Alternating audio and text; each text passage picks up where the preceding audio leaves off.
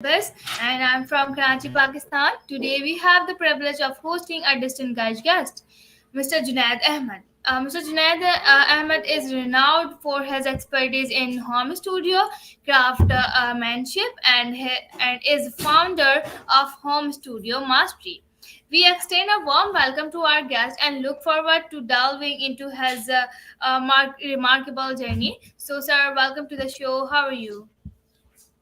Hey, Manahil, thank you so much for bringing me on. I'm super excited to be here.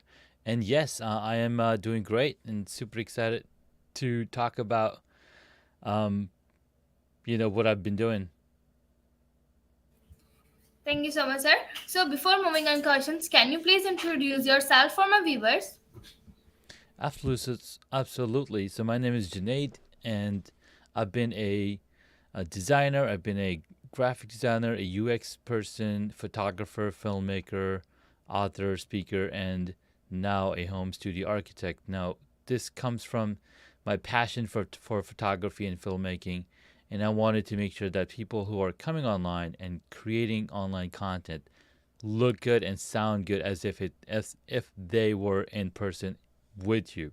So that's what I've been doing for the past 3 years, helping podcasters, speakers set up their home studios so that they look as if they're right next to you. Alright, sir. Thank you so much, sir, for your introduction. So, now let's move on to questions. My first question is on your screen. Can you tell us more about your journey into the world of home studio craftsmanship and what inspired you to start Home Studio Mastery? That's an excellent question, Manahil. So I stepped into building my own home studio from a problem that I was facing. I was trying to solve my own problem. It was 2018, and I had just finished giving a talk on mastering iPhone video production, which is a book that I wrote. And I wanted to create a course around this book because I wanted to give the power to the people, enable them to create content with their smartphones. So no matter where they are, they can create high quality stories around it. So I wanted to do this course for myself. And as I started shooting the course in my home, all I saw was yellow walls. It was not appealing. It was not fun. And after spending multiple hours into setting up my little space, I didn't have enough time to do the actual recording. I had other responsibility, being a father of 4 kids and tending to them. I was pulled away. So I was like, how can I solve this issue where I'm not spending time on technology, when I'm not spending time on setting up the lighting, the microphone, all of these things that require for you to look good and sound good on camera. So I stepped into, well, we all know what happened in 2020. COVID happened, and we were all stuck at home. We're all sitting in front of computers doing these Zoom calls and jumping on camera. And I was like, you know what? This is the perfect time to spend time in my office and transform it into a studio. So I took all my knowledge and expertise from Hollywood filmmaking that I've been doing for the past few years into bringing into my home studio, and that's the beginning of how I got into home studio and helping other people set up their spaces as well. Alright, that's very fascinating story. Thank you so much, sir, for sharing your answer. Now let's move on to the next question. With your background in computer science and engineering, how do you integrate analytical thinking into optimizing home studio setups?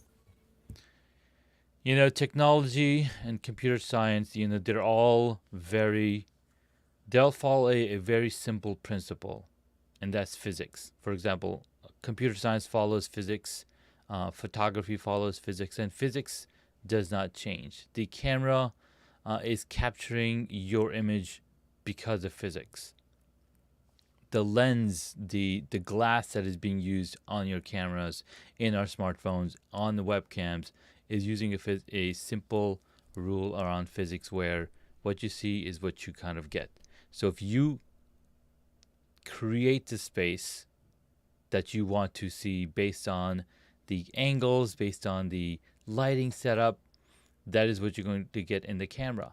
And because some of the cameras have a smaller sensor versus other cameras might have a larger sensor, the lighting plays a really big role. So, for example, in my space, I have multiple camera angles just so I could show you that I have different lighting setups here, and you can actually see the different lights I have put together that makes sure that I look like I'm in Hollywood studio. And I've applied this physics and science in this space so that I'm maximizing what the cameras can do. Now, what this enables is that you show up as a much sharper image on camera. And even though it's going over the internet, it's going through all of these pipes and getting all this compression, if you're giving them a really high quality image, it's going to come out compressed. Even though compressed on the other side is still going to look really high quality because the source material was high quality. All right, sir, that's fantastic. Thank you so much, sir, for your answer. I like very much how you round your camera and like this. I like your screen. I like your studio. Thank you so much, sir, for your answer. Of Now course. let's move on. Are you saying something? No, I said, of course, I'm happy to. This is what I do. I am a teacher, and I love to teach physics and science and how it comes together inside a room, inside, how cameras work because of physics and how science is applied in these technologies and the power that we have because we are literally standing on shoulders of giants. We're able to use this technology to forward and put our message forward. Fantastic. Thank you so much, sir, for your answer. My next question is for you. What are some common challenges that creators face when setting up their home studios, and how do you help them overcome these challenges? That's a question that I get all the time because every situation, every scenario is different. But the thing that's not different is the cameras and lenses and lighting that we would be using or the microphone that we would be using. So, because each and every person has a different type of room, there are a lot of general things that, still make sense. So, the number one thing that I start with is to understand where is this person going to be recording this video content. Are they going to be in a big hallway? Are they going to be in the living room, a family room? Are they going to be in a dedicated room, or are they in a open space where there might be other people walking around? So understanding those things you want to start with. The second thing that we focus on is lighting, because if you're lit properly, you're going to show up the right way. For example, if I were to show you what this room looks like when it's not lit up properly, right? That'll give you an example of what I mean. So this is the room lit up properly, but it's lit up for work purposes. Like I'm here to work or I'm here to do the stuff not for camera. It's not lit up for camera. So to light up for camera, the first thing I do is add a key light and I make sure that I turn off all of the other lights. So now I'm focusing the light and focusing the viewer's eye to where I might be sitting. Then I add some other lights, like a hair light, to highlight my headline and highlight my shoulders. So now I'm separated from the background. And then add in some fill lights and then shelf lights to then bring the whole look together. So again, if you think about it, everybody has a space that they utilize to maximize their look and feel. It all comes down to how are they putting that together? Where are they going to be doing this thing? You want to find a quiet room, a room that has less noise and whatnot, and then work through all of the different steps. So I usually do a 5-day challenge, which helps alleviate these problems as well. figure out the room situation, and you have everything else laid out pretty easily.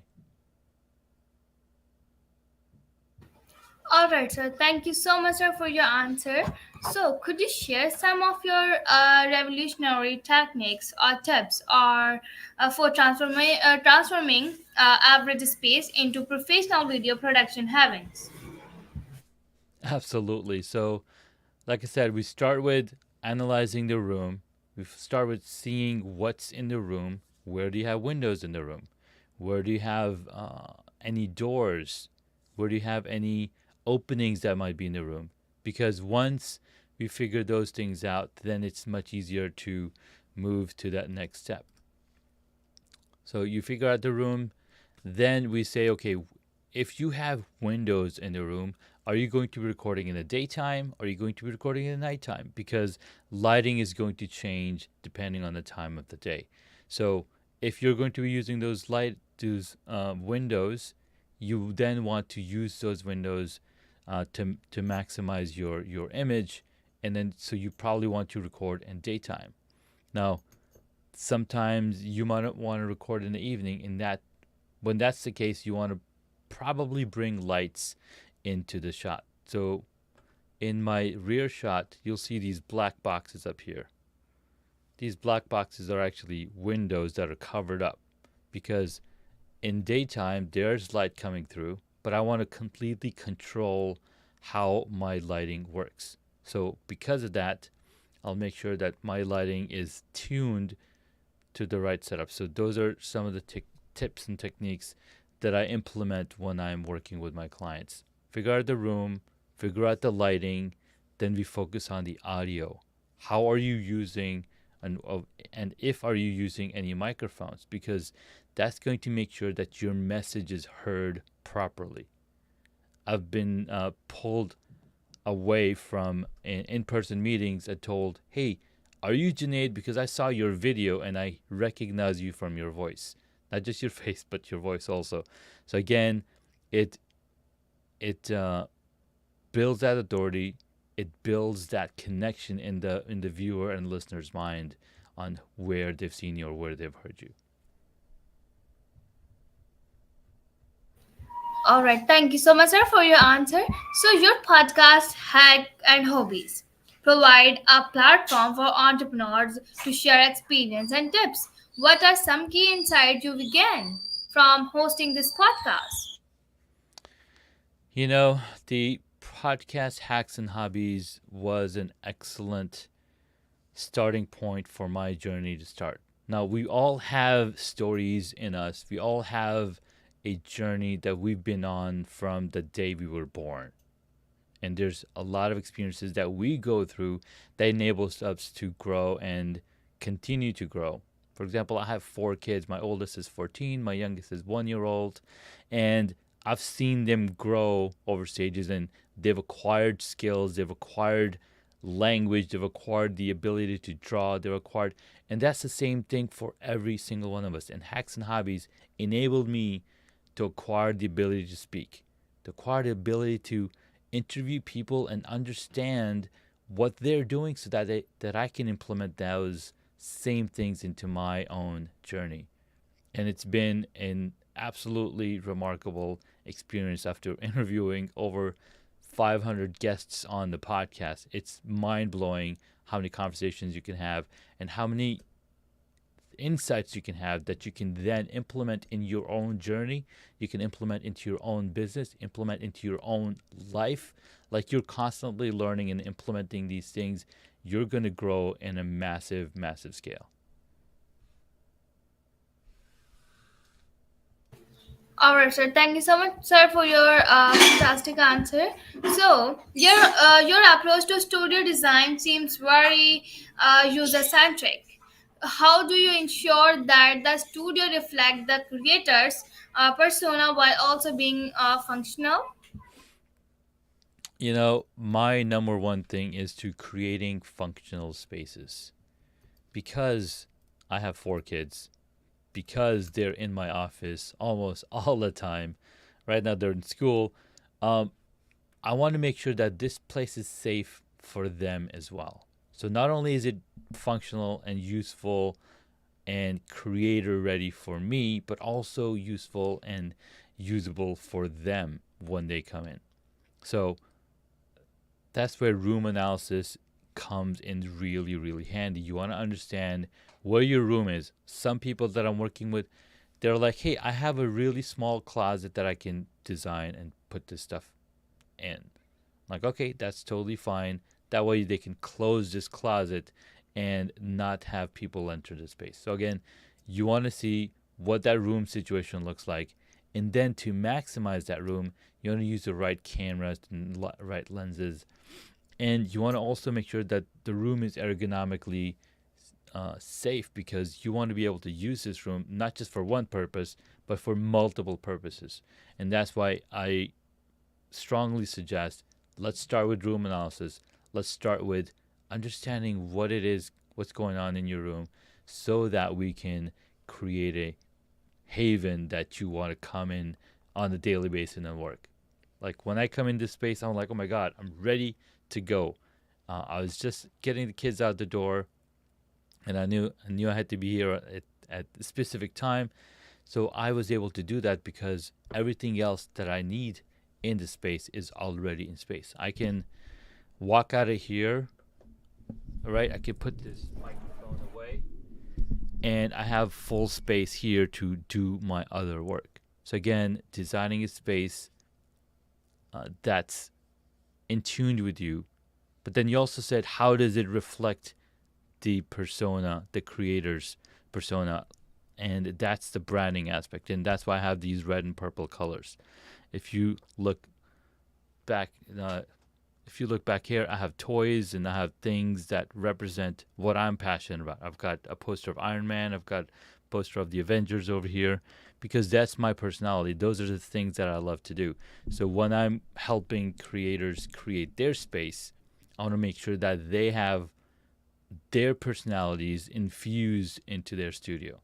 Because as people are scrolling through tons and tons and tons of videos, if they see something that stops their view, stops their looking at the stuff, you're you're more likely to enhance the look and connect with them on a deeper level. All right, that's wonderful. Thank you so much, sir, for your answer. So, outside of your professional endeavors, you mentioned on your LinkedIn your love for cycling, reading about emerging tech, trend, and photography. How do these hobbies influence your work in home studio mastery? So, like I mentioned earlier, photography is a passion of mine that I've been doing for the past 30 plus years. I was a very young child when I was handed a film camera, and I was like, oh my God, this is so cool. And I learned everything that I could about it with the limited access to information that I had. I used this camera on a daily. I took tons of photos, and enabled me to see the world from a different eye, the photographer's eye, right? You're composing shots, you're composing the image, you're making sure that everybody's in the shot. You're using principles like the golden ratio, the rule of thirds, and using lighting elements through natural lighting, or using golden hour as an example. Golden hour is a phenomenon that's experienced in the world twice a day, at sunrise and at sunset, because the sun is at an angle where it lights up the entire sky uh, with a reflective lighting, and then those clouds then shine down, giving you a really nice soft lighting. So that's called the golden hour. So again, those are some of the things that I focused on. So that's my photography passion comes into helping me help design studios that use physics.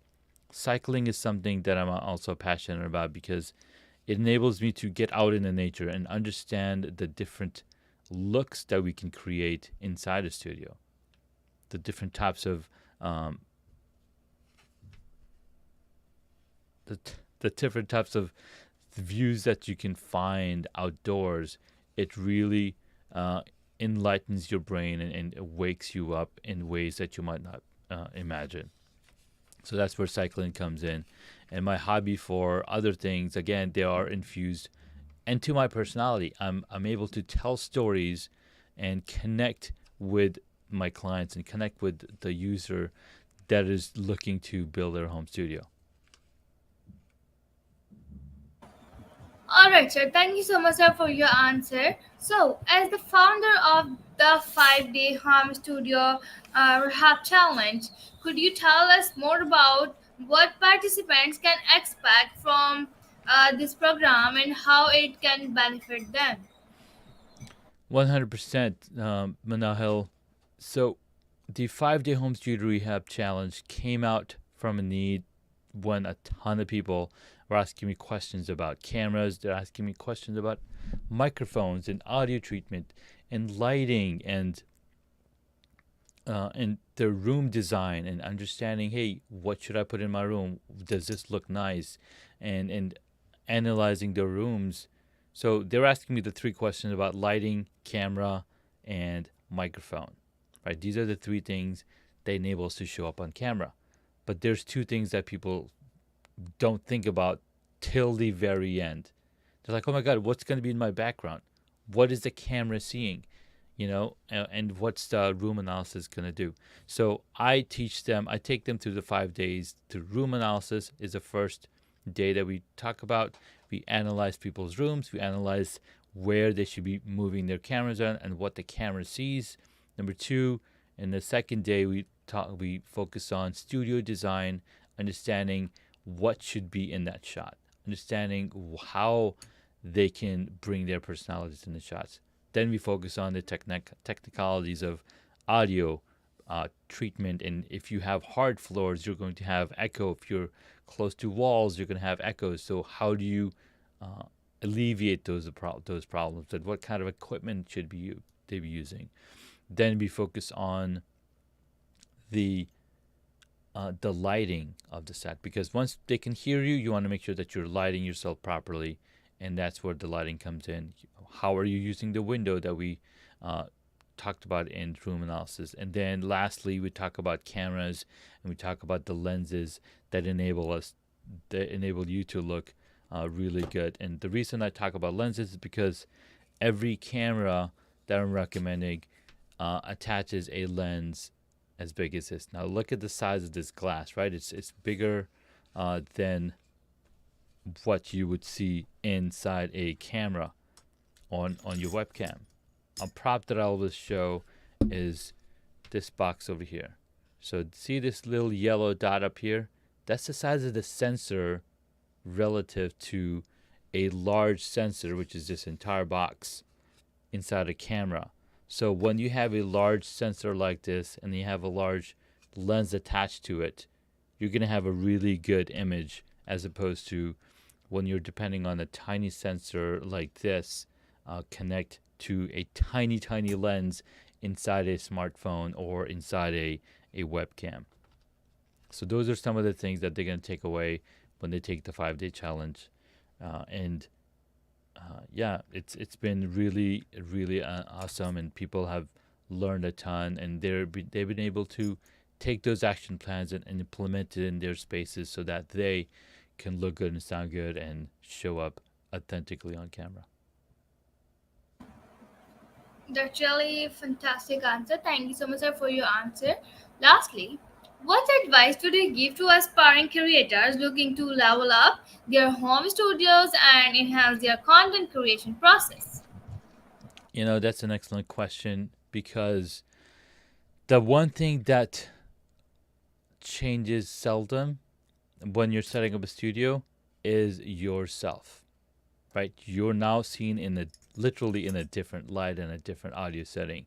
So the one thing that I want people to focus on is to work on themselves and how they show up on camera, how they ask questions, how they infuse their personalities into the show, because that alone is going to set the standard of who they get to connect with.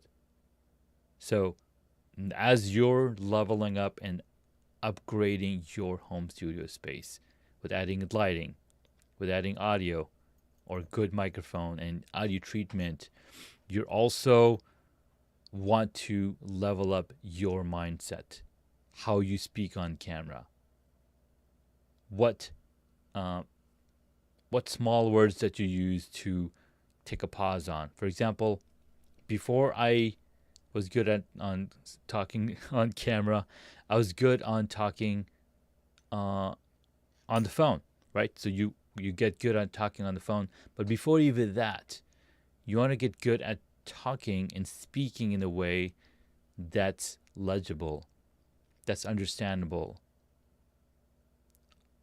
Just recently, I saw this email from my good friend and mentor Jonathan Stark of Ditching Hourly podcast. He's been running that podcast for about 15 years now. And he does these comics called Ditcherville. And in this comic, this one person is asking, "Hey, I want to start a podcast, but I don't want to hire anybody because they're going to be removing ums and ahs and from my audio." So the guy is like, "Well, what if you don't say ums and ahs in your audio? Then you wouldn't need to hire anybody to record that podcast." So it raises a question on people's minds. Why can't we give